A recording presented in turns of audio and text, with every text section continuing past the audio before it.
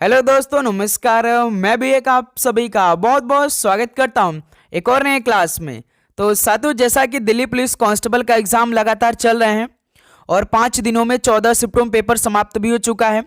तो जिस तरह से इन 14 शिफ्टों में GK, computer, current affair, reasoning और मैथ के सवाल पूछे आ रहे हैं, तो आपके 23 दिसंबर, 24, 25, 26, 27 और इनके बाद भी जिनका एग्जाम है तो उनके लिए मोस्ट इंपॉर्टेंट 50 क्वेश्चन को डिस्कस करने वाले हैं। तो इस क्लास से आपको ये समझ में आएगा कि आपके आने वाले शिफ्टों में किस तरह के क्वेश्चन पूछे जा सकते हैं। यदि आपने दिल्ली पुलिस कांस्टेबल एग्जाम का एनालिसिस किया होगा इन 14 शिफ्टों में, तो जो जो टॉपिक पहले दिन था आज भी उन्हीं टॉपिक से क्वेश्चन पूछे आ रहे हैं। घुमा फिराकर सेम टू सेम उन्हीं टॉपिक के क्वेश्चन आ रहे हैं। तो चेक कीजिए कैसे प्रश्न आपके पेपर में आ रहे हैं, आपको किस तरह के क्वेश्चन को तैयार करना है और किन टॉपिक को तैयार करना है, और चेक भी करना चाहिए। इस तरह से आपको एक आइडिया मिल जाएगा। तो आप उन्हीं टॉपिक के क्वेश्चन को तैयार करके जाइए और अपने पेपर को काफ़ी अच्छा से दीजिए। तो इस क्लास में कंप्लीट पेपर होगा, सारे टॉपिक को कवर करेंगे, GK, computer, current affair, reasoning और मैथ के। तो इसलिए अपने शिफ्ट से पहले जरूर देखिए, क्योंकि इन्हीं टॉपिक से क्वेश्चन आपके पेपर में पूछे आ रहे हैं। इन टॉपिक से एक भी क्वेश्चन बाहर नहीं आ रहे हैं। ओके। और आप लोग अपना एग्जाम डेट भी कमेंट सेक्शन बता दीजिएगा, क्योंकि लगातार आपके लिए हम पूरे पेपर का हल दे रहे हैं। जो आपका दिन में दिल्ली पुलिस कांस्टेबल का एग्जाम हो रहा है उसके आधारित पर आपके आने वाले शिफ्टों के लिए मोस्ट इंपॉर्टेंट लगातार क्वेश्चन करा रहे हैं शाम को 7 बजे। ठीक है, तो इसलिए एग्जाम डेट आप जरूर कमेंट सेक्शन बताइएगा। तो जिनका पेपर बाकी है देख लीजिए, क्योंकि 110% सवाल आपको इन्हीं टॉपिक से देखने को मिलेगा। तो चलिए दोस्त, इस क्लास को शुरू करते हैं। और लास्ट में आप लोग को एक क्लू भी देंगे कि आप लोग एग्जाम में कहाँ से पढ़ के जाएंगे कि आप एग्जाम को क्रैक कर सकते हैं। तो इस क्लास को आप शुरू से लेकर अंत तक जरूर देखिएगा। ठीक है, तो चलिए आज का पहला प्रश्न हल करते हैं। नटवरी नृत्य किस नृत्य शैली से संबंधित है? नटवरी नृत्य किस नृत्य शैली से संबंधित है? तो ये कथक से संबंधित है। पहले का ऑप्शन है बिल्कुल राइट आंसर है। नेक्स्ट अगला सवाल को देखिए, क्वेश्चन नंबर 2। निम्नलिखित में से किसे भारत में कर्नाटक संगीत का जनक माना जाता है? किसे भारत में कर्नाटक संगीत का जनक माना जाता है? तो पुरंदरदास को माना जाता है। बी ऑप्शन राइट आंसर है। नेक्स्ट अगला सवाल को देखिए, क्वेश्चन नंबर 3 को। पद्म विभूषण कुमारी कमला का संबंध किस भारतीय नृत्य से है? पद्म विभूषण कुमारी कमला का संबंध किस भारतीय नृत्य से है? तो इनका संबंध कथक से है। बी ऑप्शन राइट आंसर है। चलिए क्वेश्चन नंबर 4 को देखिए। अरविंद पारिक का संबंध निम्नलिखित में से किस वाद्य यंत्र से है? अरविंद पारिक का संबंध किस वाद्य यंत्र से है? तो इनका संबंध सितार से है। डी ऑप्शन राइट आंसर है। अगला सवाल को देखिए, क्वेश्चन नंबर 5। असम में मकर संक्रांति के दिन निम्नलिखित में से कौन सा त्यौहार मनाया जाता है? बताइए, असम में मकर संक्रांति के दिन कौन सा त्यौहार मनाया जाता है? तो माघ बिहू मनाया जाता है। बी ऑप्शन राइट आंसर हो जाएंगे। अगला सवाल को देखिए, क्वेश्चन नंबर 6 को। चिथरई उत्सव किस राज्य में मनाया जाता है? चिथरई उत्सव किस राज्य में मनाया जाता है? तो ये तमिलनाडु राज्य में मनाया जाता है। बी ऑप्शन राइट आंसर है। अगला सवाल को देखिए। तो साथियों, आगे बढ़ने से पहले जो आपके दिल्ली पुलिस कांस्टेबल के एग्जाम में जीके, जीएस और करंट अफेयर के मिला के पूरे 50 क्वेश्चन 50 नंबर के आ रहे हैं, तो इसी पीडीएफ में आपको मिल जाएगा। प्लस रीजनिंग के जो पूरे 25 क्वेश्चन आ रहे हैं इसी पीडीएफ आपको काफ़ी अच्छी तरीके से मिल जाएगा, क्योंकि एक एक टॉपिक हमने आपके लिए तैयार किया है। जितने टॉपिक से अभी तक दिल्ली पुलिस के पेपर में सवाल आए हैं सारे टॉपिक को हमने इसमें कवर कर दिया है। तो साथियों, जिनके पास अभी कुछ टाइम है तो इस पीडीएफ को देख लीजिए। ये पीडीएफ मात्र 50 रुपये का हमने आपके लिए कर दिया है। इस नंबर पे आपको मैसेज करना है और ये पीडीएफ अपने पास तो जरूर मंगा लेना है एग्जाम से पहले, और एक नज़र में कंप्लीट देख लेना है। आप काफ़ी अच्छा स्कोर करने वाले हैं। सारे क्वेश्चन आपको डिट्टो इसी पीडीएफ में मिलने वाले हैं। ठीक है, तो चलिए नेक्स्ट अगला सवाल को देखते हैं। पेरिस ओलंपिक 2024 में पहले स्थान पर यूएसए ने कितने स्वर्ण पदक जीते थे? पेरिस ओलंपिक 2024 में पहले स्थान पर यूएसए देश आया था, तो इसने कितने स्वर्ण पदक जीते थे? याद रखिएगा 40 स्वर्ण पदक जीते थे। ऑप्शन बी राइट आंसर है। नेक्स्ट अगला सवाल को देखिए, क्वेश्चन नंबर 8। पेरिस पैरालंपिक खेल 2024 में भारत के कितने खिलाड़ियों ने भाग लिया था? बताएंगे, पेरिस पैरालंपिक खेल 2024 में भारत के कितने खिलाड़ियों ने भाग लिया था? तो टोटल 84 खिलाड़ियों ने भाग लिया था। सी ऑप्शन राइट आंसर है। अगला सवाल को देखिए, क्वेश्चन नंबर 9 को, खेतों में बीज बोने का त्यौहार यह झारखंड में मनाया जाने वाला एक प्रमुख त्यौहार कौन सा है? बताइए, खेतों में बीज बोने वाला त्यौहार है, यह झारखंड में मनाया जाने वाला एक प्रमुख त्यौहार है, तो इस त्यौहार का नाम कौन सा है जो कि बीज बोने का त्यौहार है? तो रोहिणी नाम है। डी ऑप्शन राइट आंसर है। अगला सवाल को देखिए, क्वेश्चन नंबर 10, बौचे एक पारंपरिक दूल्हे की तलवार है जिसे किस राज्य में आदिवासी विवाह समारोह के दौरान पहना जाता है? बौचे एक पारंपरिक दूल्हे की तलवार है जिसे अरुणाचल प्रदेश में आदिवासी विवाह समारोह के दौरान पहना जाता है। डी ऑप्शन राइट आंसर है। नेक्स्ट अगला सवाल को देखिए, क्वेश्चन नंबर 11 को, निम्नलिखित में से किस राज्य में भित्ति चित्र फ्रेस्को पेंटिंग एक लोकप्रिय कला रूप है? किस राज्य में भित्ति चित्र फ्रेस्को पेंटिंग एक लोकप्रिय कला रूप है? तो ये हरियाणा राज्य का है। सी ऑप्शन राइट आंसर है। नेक्स्ट अगला सवाल को देखिए, क्वेश्चन नंबर 12 को, वर्ल्ड वेट लिफ्टिंग फेडरेशन द्वारा लंदन यूके में पहली विश्व भारोत्तोलन चैंपियनशिप कब आयोजित की गई थी? वर्ल्ड वेट लिफ्टिंग फेडरेशन द्वारा लंदन यूके में पहली विश्व भारोत्तोलन चैंपियनशिप कब आयोजित की गई थी? तो मार्च 1891 में आयोजित की गई थी। ऑप्शन बी राइट आंसर है। अगला सवाल को देखिए, क्वेश्चन नंबर 13 को, भारत ने हॉकी ओलंपिक में 1928 लेकर 1956 तक कितने स्वर्ण पदक जीते थे? आप देख रहे होंगे इस तरह के सवाल बार बार पेपर में पूछे आ रहे हैं। तो भारत ने हॉकी ओलंपिक में 1928 लेकर 1956 तक कितने स्वर्ण पदक जीते थे? तो 6 स्वर्ण पदक जीते थे 1928 लेकर 1956 तक। लेकिन अभी तक भारत ने केवल 8 ही स्वर्ण पदक जीते हैं। यदि आपसे पूछ दे कि 1928 से लेकर 1980 के बीच में भारत ने कितने स्वर्ण पदक जीते हैं, तो 8 स्वर्ण पदक जीते हैं। ठीक है, दोनों याद रखिएगा, 28 से 56 तक केवल 6, लेकिन 28 से लेकर 80 तक 8 हो चुका है। ठीक है, क्वेश्चन नंबर 14 को देखिए, भारत ने किस खेल में 41 साल बाद स्वर्ण पदक जीता था? भारत ने किस खेल में 41 साल बाद स्वर्ण पदक जीता था? तो घुड़सवारी खेल में। सी ऑप्शन राइट आंसर है। अगला सवाल को देखिए, क्वेश्चन नंबर 15, जूनियर विश्व शतरंज 2025 के चैंपियन कौन बने थे? जूनियर विश्व शतरंज 2025 के चैंपियन कौन बने थे? तो प्रणव वेंकटेश बने थे। बी ऑप्शन राइट आंसर है।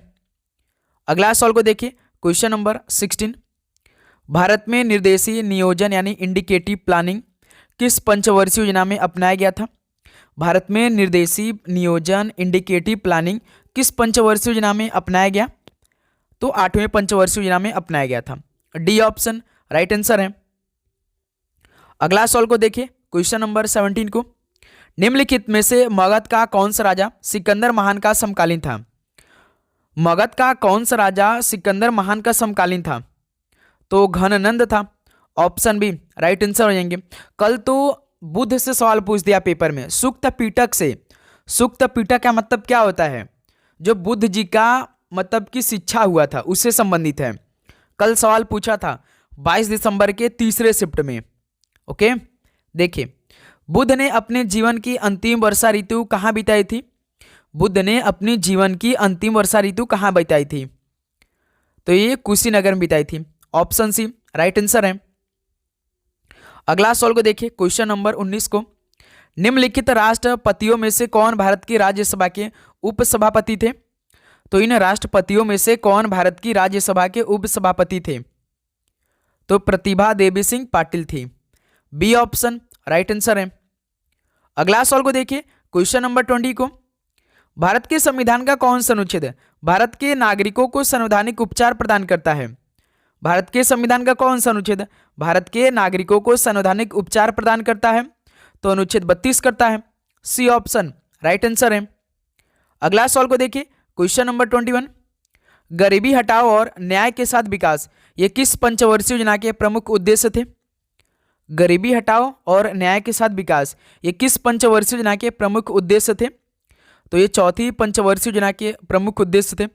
बहुत सारे स्टूडेंट का राइट आंसर आ रहे होंगे 5वीं पंचवर्षीय योजना, लेकिन नहीं, ये चौथी पंचवर्षीय योजना के प्रमुख उद्देश्य थे गरीबी हटाओ और न्याय के साथ विकास। ध्यान रखिएगा, कंफ्यूज आपको नहीं होना है। ठीक है, अगला सवाल को देखिए, क्वेश्चन नंबर 22, भारत सरकार द्वारा प्रारंभ की गई आयुष्मान भारत योजना में कितने रुपए प्रति परिवार प्रति वर्ष तक की चिकित्सा सुविधा प्रदान करने की व्यवस्था की गई है? भारत सरकार द्वारा प्रारंभ की गई आयुष्मान भारत योजना में 5 लाख रुपए प्रति परिवार प्रति वर्ष तक की चिकित्सा सुविधा प्रदान करने की व्यवस्था की गई है। बी ऑप्शन इस सवाल का राइट आंसर है। अगला सवाल को देखिए, क्वेश्चन नंबर 23 को, भारत में national food for work programme किस वर्ष में शुरू किया गया था?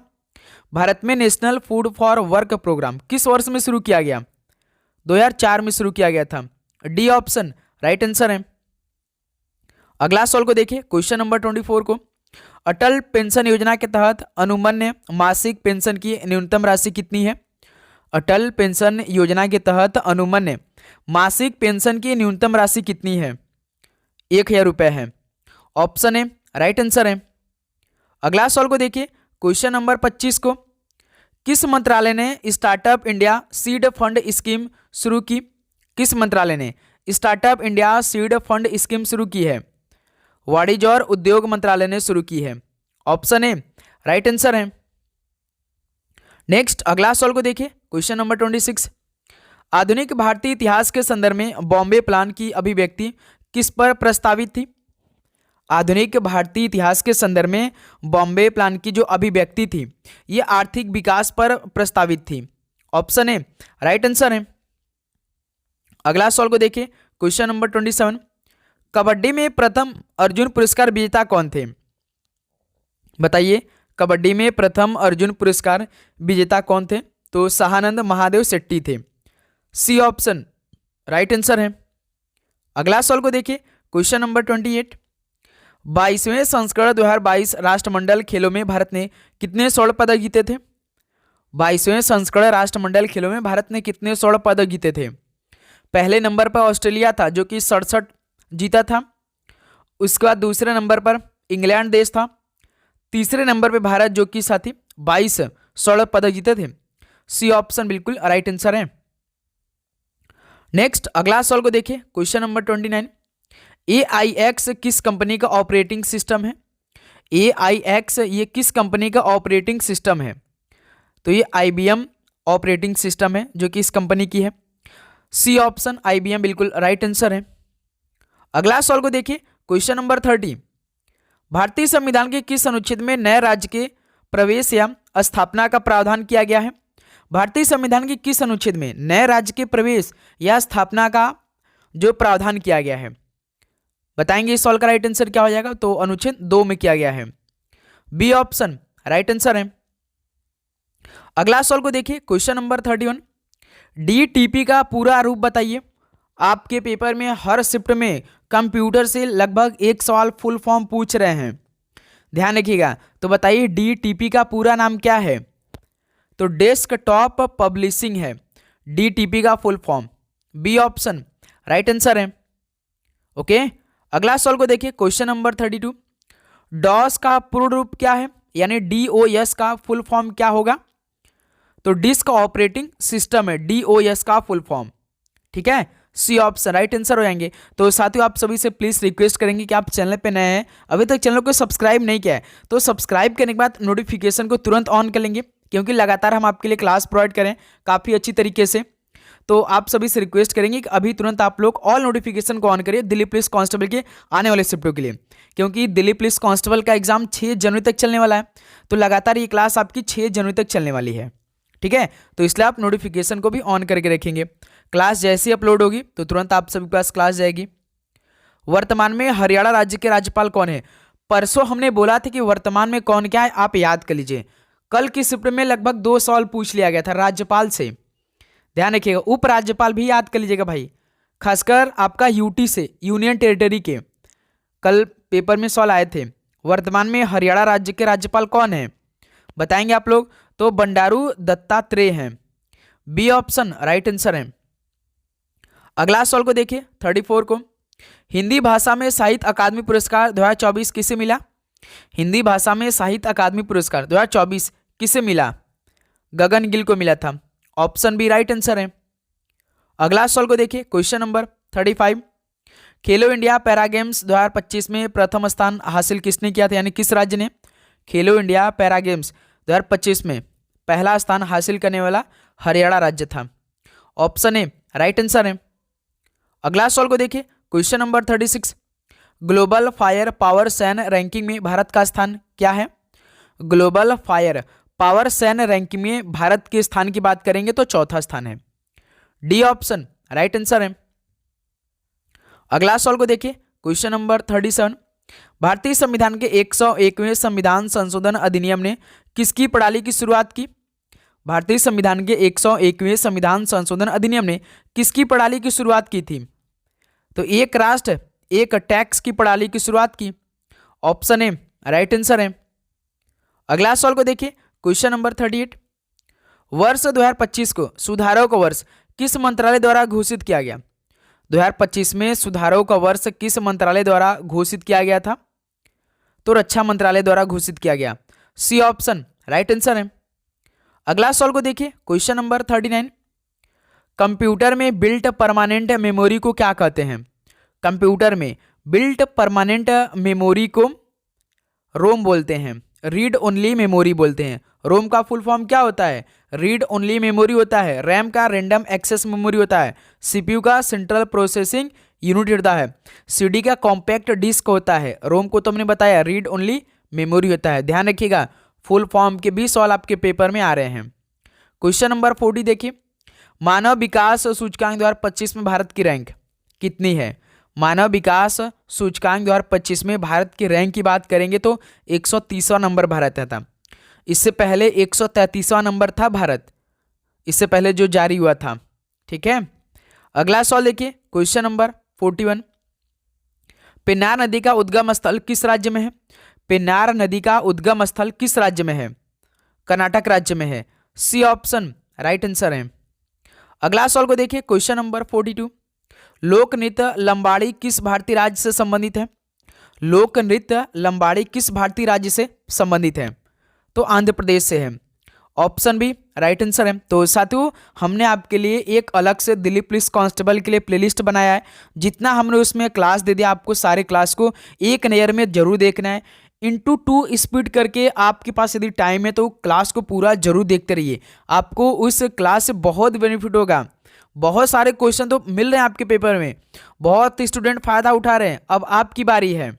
ठीक है, बुधादित्य मुखर्जी किस संगीत वाद्य यंत्र से संबंधित है? बुधादित्य मुखर्जी किस संगीत वाद्य यंत्र से संबंधित है? तो ये सितार से संबंधित है। डी ऑप्शन राइट आंसर है। क्वेश्चन नंबर 44 को देखिए, भारत की सबसे लंबी झील कौन सी है?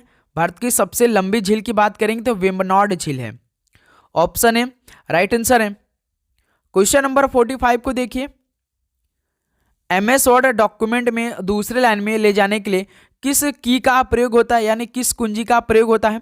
यदि आपको एमएस डॉक्यूमेंट में दूसरे लाइन में जाना है तो आप किस कुंजी यानी की का प्रयोग करेंगे? तो एंटर करते हैं भाई, तो नेक्स्ट लाइन में पहुंच जाते हैं। ऑप्शन ए राइट आंसर है। नेक्स्ट अगला सवाल को देखिए, क्वेश्चन नंबर 46। C6H6 का सामान्य नाम क्या है? भाई आपको हम एक बता दें कि 3 से 4 सवाल साइंस के भी आने लगे हैं पेपर में। 3 से 4 नहीं, लगभग 2 से 3 सवाल हर शिफ्ट में। साइंस के भी आप बेसिक क्वेश्चन देखते रहिए। C6H6 का सामान्य नाम क्या है? तो आप सभी को मालूम होगा, बेंजीन है। डी ऑप्शन राइट आंसर है। अगला सवाल को देखिए, क्वेश्चन नंबर 47। तो रीजनिंग के सवाल है, देखिए किस तरह के पूछे जा रहे हैं। जैसे एक कुड भाषा में ट्री को WSHF के रूप में लिखा जाता है और बॉल को EBOM के रूप में लिखा जाता है। इसी कुड भाषा में वॉल को कैसे लिखा जाएगा? तो यहाँ आप देखिए ट्री दिया है TREE, इसका कोड WSHF। तो हर एक अक्षर का कोड कर दीजिए। जैसे T20 होता है, W23 होता है, यानी इसमें +3 हुआ है। यहाँ से R18, S19 यानी इसमें +1 हुआ है। E5 हुआ है और H8 होता है, यानी इसमें +3 हुआ है। E5 होता है, 6 होता है F, इसमें +1 हुआ है, यानी इसमें लॉजिक +3 +1 +3 +1 का लगा है। तो पूछा क्या है? वॉल का पूछा है, तो लॉजिक यही लगा देंगे +3 +1 का।